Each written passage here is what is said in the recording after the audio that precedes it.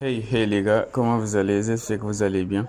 Bienvenue sur notre deuxième séance sur la formation PHP. Là, on avait vu les types de données et cette fois-ci en cran 2, on va voir les opérateurs.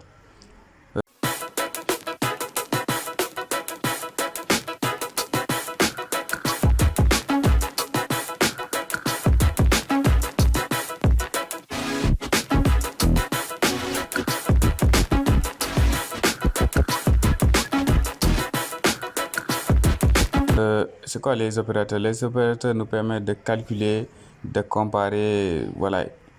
Ils sont regroupés en, par exemple, en arithmétique, il y a d'affectation, il y a des opérateurs de chaîne de caractères. Voilà, il y a les opérateurs d'incrémentation d'incrémentation et décrémentation. Il y a les opérateurs de comparaison, les opérateurs logiques, opérateurs sur les tableaux. Voilà, ne vous inquiétez pas, on va voir les détails. C'est juste la petite présentation sur les différents types des opérateurs qui existent. Voilà, mais il n'y en a pas que ça. Hein. Voilà, c'est pourquoi en dernier lieu, j'ai fait extra. Voilà, maintenant, pour, euh, pour les opérateurs arithmétiques, c'est comme les additions qu'on a l'habitude de faire. Ou bien les soustractions, multiplications, division, modulo, voilà. Et de toute façon, on va essayer de faire des exercices là-dessus pour une bonne compréhension, voilà. Mais quand même, rien ne nous empêche aussi de faire, par exemple, des exemples. Bon, comme d'habitude, j'espère que vous avez vu la vidéo dernière, voilà. On va juste rester sur notre dernier fichier. Voilà, par exemple, si j'ai deux, par exemple, variables, x est égal à, par exemple, 5, voilà, vous savez que 50, comment dire, x est égal à 50, ça c'est quoi? Ça c'est un entier. Maintenant, si je fais encore $x est égal à, par exemple, bon, je vais faire espace comme ça pour avoir un beau déco. Maintenant, x égale 31,50. Voilà, ça c'est un réel. Voilà. Maintenant, pour faire la somme, par exemple, je veux faire somme. $somme est égal à quoi? Est égal à $x plus, par exemple, plus $y. Qu'est-ce qu'il va nous faire? Il va nous faire 50 plus 31. Voilà, là, ça va normalement donner, là, ce sera 5, 6, 8. Ça fera 81,8. Voilà. Si je fais écho de somme, on va vérifier. Écho de somme, voilà, 20, là.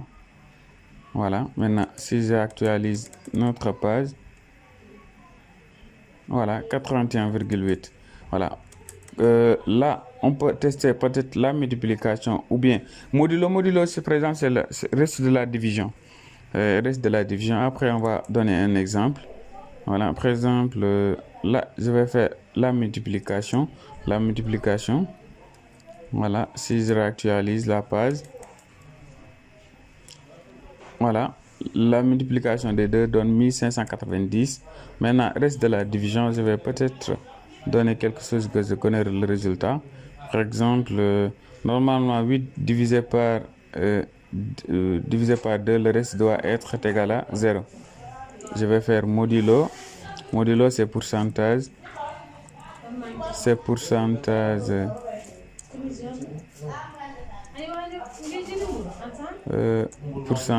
par exemple. Voilà, le reste normalement doit être égal à 0. Voilà, c'est 0. Maintenant, si je m'amuse à faire la 3, le reste de la division, maintenant, ce sera 2. Voilà. 8 divisé par 3, le reste de la division, c'est 2. Voilà. Maintenant, on va continuer. Bon, je vous laisse tester la soustraction et la division. Voilà. Vu qu'on a testé le premier, tout ça. Voilà. Maintenant, il y a ce qu'on appelle les opérateurs d'affectation. J'en ai fait un qui est là. Le deuxième, c'est affectation qu'on a là. Le fait de prendre somme est égal à vous donner une opération, c'est ça qu'on appelle affectation. Voilà. Par exemple, nous, notre cas, on avait pris x est égal à Là, c'est somme qui remplace x. X est égal à x plus y. Voilà. Et il y a un petit, comment dire, un petit truc que je peux vous montrer ici. Par exemple, au lieu de déclarer somme, on pouvait juste mettre la x. Voilà. X est égal à x plus x. Voilà. Et là, on va afficher le résultat de x. Voilà. Si j'actualise. Maintenant, qu'est-ce qui s'est passé? Il a pris x, il est là, et il va ajouter x. Il va changer la valeur de x qu'on avait au départ. Là, c'est utilisé, mais pas c'est quand c'est normal. De toute façon, on aura fait des exercices. On aura utilisé ces genres de méthodes-là, comme ça vous allez comprendre. Voilà. Là, comme je l'ai, tous ces qui-là, j'ai donné un exemple. Là, c'est quand vous voulez faire x plus x, la somme, la soustraction, la multiplication, la division, ainsi de suite. Ça équivaut à ce qu'on avait fait tout à l'heure ici. Voilà, mais juste moi, je vais rester sur somme. Voilà. Comme ça, vous avez une bonne compréhension avant qu'on... Voilà, je ne veux pas trop vous perturber. Voilà. Maintenant, les opérateurs de chaîne de caractères. Pour les opérateurs de chaîne de caractères, c'est pas compliqué. Allez aussi. Là, pour faire par exemple la somme de deux chaînes de caractères, c'est pas difficile. Vous faites par exemple, vous déclarez par exemple le test 1 qui est là, hello. Maintenant, je déclare un autre texte où je vais faire texte est égal à la variable qu'on avait déclarée qui est texte 1 point un autre mot présent. Voilà, je vais donner un exemple avec mon programme comme ça en programmation. Voilà, par exemple, si je dis par exemple dollar non, bon, je vais effacer. Voilà, dollar non.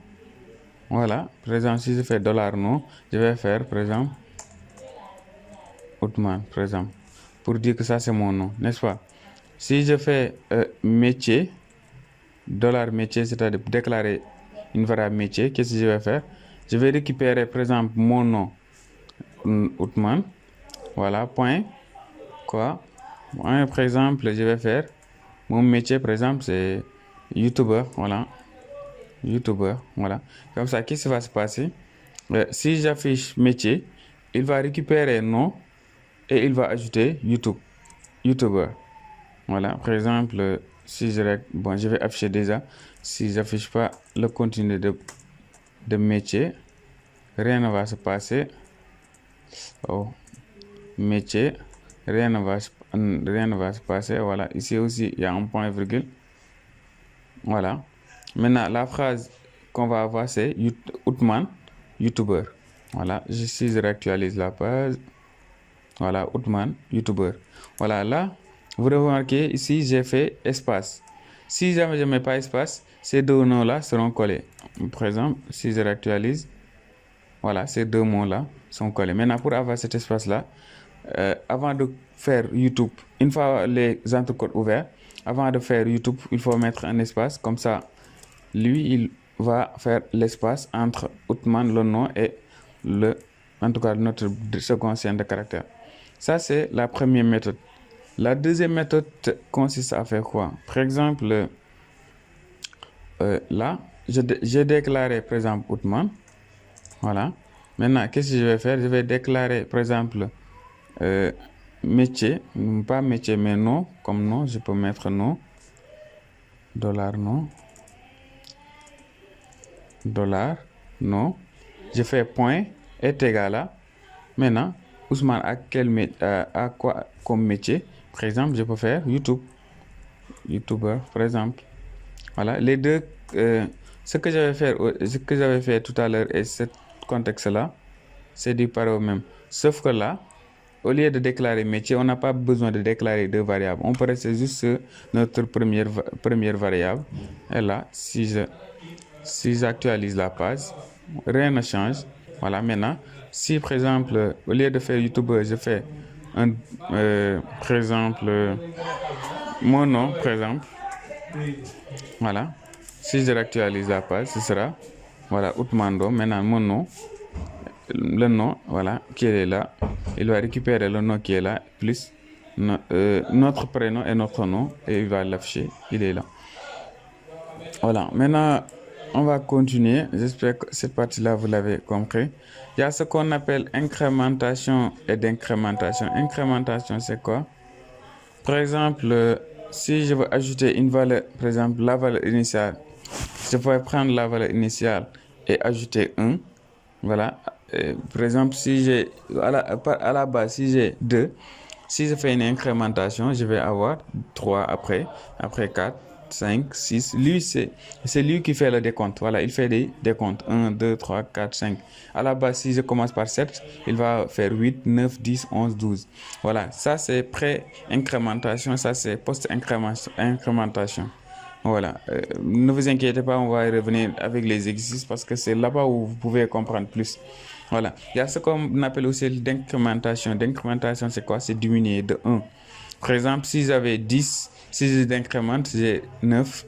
Encore d'incrémentation, j'ai 8, 8, 7, 6, 5, ainsi de suite, ainsi de suite. Voilà.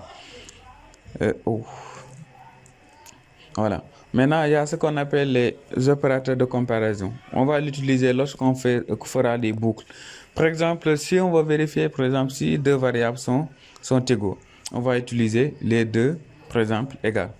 Maintenant, est-ce qu'ils sont égaux côté type de variable? Est-ce qu'ils sont égaux côté, par exemple, je donne juste un exemple. Si je fais, bon, je fais ça. Si je fais, par exemple, x, x, par exemple, x est égal à 5 et x, par exemple, et y, autant pour moi, et y est égal à entrecôte, y est égal à entrecôte 5. Voilà, ils sont égaux, les deux sont égaux. Mais si vous voulez vérifier, est-ce que ils sont vraiment égaux côté type?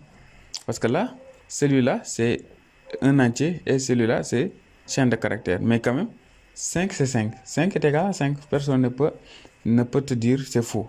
Mais si vous voulez vérifier le type, il faut utiliser 3 fois les égales. Voilà, faire 3 fois égal pour que vérifier déjà est-ce que les deux variables sont égaux. Ensuite, voir est-ce que les deux types aussi sont égaux. Voilà, c'est-à-dire est-ce que c'est deux entiers, deux réels ou deux chaînes de caractères. Voilà, c'est juste ça. Maintenant, pour voir est-ce que deux chaînes de caractères sont différents, vous faites point d'exclamation égal. Maintenant, pour voir la différence, aussi, vous pouvez utiliser celui-là, différent, en faisant supérieur, inférieur. Voilà. Là, celui-là, pour dire non identique, c'est-à-dire est-ce que les deux ne sont pas identiques. Voilà, vous faites point d'exclamation égal. Maintenant, si vous voulez vérifier si, par exemple, une variable est supérieure, vous faites supérieur comme ça, variable supérieure à l'autre variable, inférieure, inversement. Voilà. Maintenant, supérieur ou égal, c'est supérieur, égal. Inférieur, égal, c'est inférieur, égal. Voilà. Rien de compliqué. Ne vous inquiétez pas. Lorsqu'on fera les conditions, vous allez voir. Maintenant, là, c'est quand, par exemple, ceux qui ont fait les opérateurs logiques vont plus comprendre ça. Par exemple, là, c'est pour vérifier si x et y sont vrais. Voilà. Maintenant, si c'est vrai, on exécute par exemple quelque chose. Là, il faut vérifier si x est vrai ou bien y est vrai. Par exemple, je donne un exemple. Je dis, par exemple, x est égal à 5. Y est égal à 6. Maintenant, je vais vérifier, est-ce que y est supérieur à 10 ou bien x est supérieur à 10 ou bien y est supérieur à 10. Voilà, peut-être cet exemple-là, voilà. Mais ne vous inquiétez pas, on va essayer de revenir sur ces genres de topologie en faisant des exercices parce que c'est là où vous pouvez comprendre plus. Voilà, ne vous inquiétez surtout pas. Voilà, maintenant notre dernier cas, c'est avec les tableaux. Par exemple, pour unir deux tableaux, on peut utiliser la somme. pour vérifier est-ce que deux tableaux sont pairs. Voilà, sont la même paire. Vous pouvez utiliser les deux égales, ils vont comparer, et ainsi de suite. N'hésitez pas à faire une pause pour vérifier, en tout cas pour noter ces informations, parce que c'est crucial. Vraiment, c'est important, je ne vous le cache pas, c'est hyper important. Donc, faites une pause, essayez de lire le tableau. S'il y a des choses que vous n'avez pas compris, on va revenir ensemble pour le traiter. Merci, c'est la fin de la vidéo. Si la vidéo vous a plu, n'hésitez pas à liker, à s'abonner et à partager. Merci.